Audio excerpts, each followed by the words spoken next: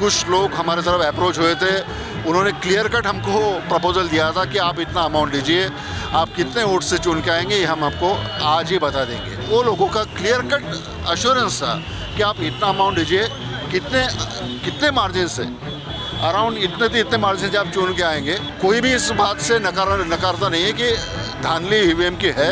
हम अगर जीतते भी है तो भी हमको बैलेट चाहिए, और अगर हम हारते भी है तो भी हमको बैलेट चाहिए। राष्ट्रवादी कांग्रेस पार्टी शरद पवार चंद्र पक्ष की जो है मंडल यात्रा आज से शुरू हो चुकी है। हमारे साथ बातचीत करने के लिए मौजूद है वर्धा सांसद अमर गाड़े। सर, आज जो है यात्रा शुरू हो गई है, नागपुर से यात्रा शुरू हुई है, तमाम पार्टी के तमाम बड़े नेता मौजूद हैं, क्या कहेंगे सर? यात्रा को शुभेच्छा देता हूँ। और आज नागपुर से शरद पवार जी के उपस्थिति में ये मंडल यात्रा राज्य के सभी जिलों में जाके जन जागरण करने के काम करेगी, ऐसा मैं समझता हूँ। और भारतीय जनता पार्टी का जो ओबीसी के प्रति जो चेहरा है, जब मंडल आयोग इस देश में ओबीसी के लिए लागू किया गया, उस वक्त जिस लोगों ने कमंडल यात्रा इस देश में निकाली थी, उन लोगों का असली चेहरा भी इस यात्रा के माध्यम से लोगों के सामने लाने का काम ये यात्रा करेगी, ऐसा मैं समझता हूँ। राष्ट्रवादी कांग्रेस का जो कोर वोटर रहा है हमेशा ओबीसी समाज ही रहा है, चाहे जब से बनी हो तब से आज तक। लेकिन आज क्या ऐसी परिस्थितियां बन गई कि एनसीपी को जो है ये यात्रा निकालनी पड़ रही है? नहीं, जिस तरह के झूठे आश्वासन भारतीय जनता पक्ष के माध्यम से दिए गए, जाति में लोगों को बांटने का काम भारतीय जनता पार्टी के माध्यम से किया गया, उसके कारण जो वोटर है वो अफेक्ट हुआ है, ऐसा मैं समझता हूँ।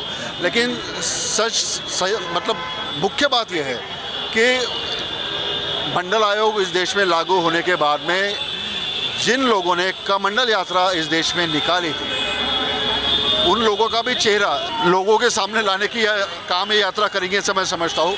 और एक जागरूकता लोगों में लाने की आवश्यकता रहती है, और बहुत से इश्यूज रहते हैं, लोगों में जागरूकता लाना जरूरी रहता है, और उस माध्यम से ये यात्रा ये काम करेगी, ऐसा मैं समझता हूँ। स्थानीय निकाय चुनाव भी हैं, सारे तमाम चुनाव भी हैं, उस पर भी ये असर डालेगी, मजबूती मिलेगी पार्टी को इससे? नहीं, 100%, क्योंकि आज पवार साहब ने इस यात्रा का शुभारंभ किया है।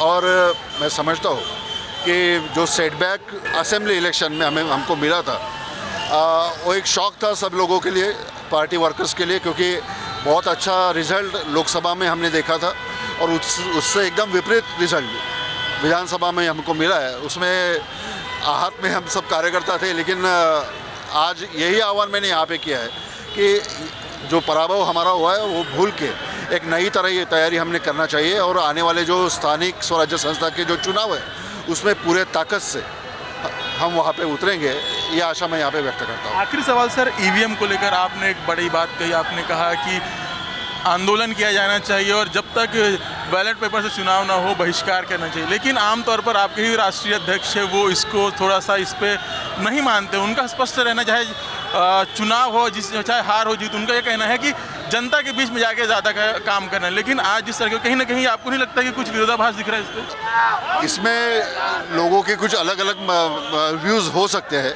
लेकिन ये महाराष्ट्र में भी जो विधानसभा के चुनाव पिछले हुए थे, उस वक्त भी कुछ लोग हमारे तरफ अप्रोच हुए थे, उन्होंने क्लियर कट हमको प्रपोजल दिया था कि आप इतना अमाउंट दीजिए, आप कितने वोट से चुन के आएंगे ये हम आपको आज ही बता देंगे। इस तरह के भी कुछ प्रपोजल्स, मुझे ही नहीं अगर आप चर्चा करेंगे, जो लोगों ने विधानसभा कॉन्टेस्ट की, जो लोगों ने लोकसभा कॉन्टेस्ट की, ऐसे बहुत से लोगों को कुछ लोग अप्रोच हुए थे। वो लोग कौन थे, क्या थे, मालूम नहीं, लेकिन वो लोगों का क्लियर कट अश्योरेंस था कि आप इतना अमाउंट दीजिए, कितने मार्जिन से, अराउंड इतने मार्जिन से आप चुन के आएंगे, ये हम आपको आज ही बता देंगे। और महाराष्ट्र में एक आपके जानकारी के बताना चाहता हूँ कि कुछ कैंडिडेट ऐसे भी थे जिन्होंने विधानसभा लड़ी थी, जिन्होंने अपने बूथ पे जो मतदान किया था, जिसमें कैंडिडेट ने खुद पे जिस बूथ में वोटिंग किया था उसमें उसको 0 वोट मिला है। फॉर एग्जांपल अक्कलकोट विधानसभा जो सोलापुर डिस्ट्रिक्ट में आती है, वहाँ पे एक कैंडिडेट है, उसका नाम अभी मुझे याद नहीं, लेकिन मैं बता दूंगा आपको। उन्होंने जिस बूथ पे वोटिंग किया है उसमें उनको 0 वोट मिला है। और कोई भी इस बात से नकारता नहीं है कि धांधली ईवीएम की है, और हमारा यही बोलना है कि पारदर्शक चुनाव होना चाहिए।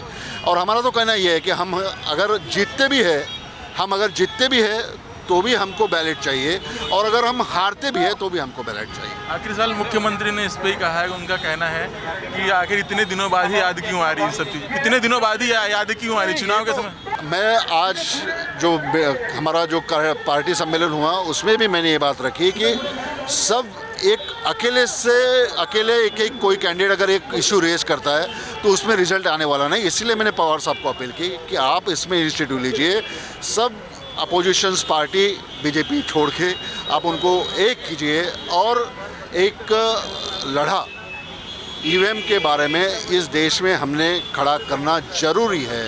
ये आज मैंने साहब को बोला, अभी इसके बाद में साहब क्या स्टैंड लेते वो आने वाले दिनों में मालूम पड़ेगा, लेकिन ये आज की ज़रूरत है, ऐसा मैं समझता हूँ। मेरे साथी जितेंद्र खापरे के साथ रवि शुक्ला, यूसी न्यूज़, नागपुर।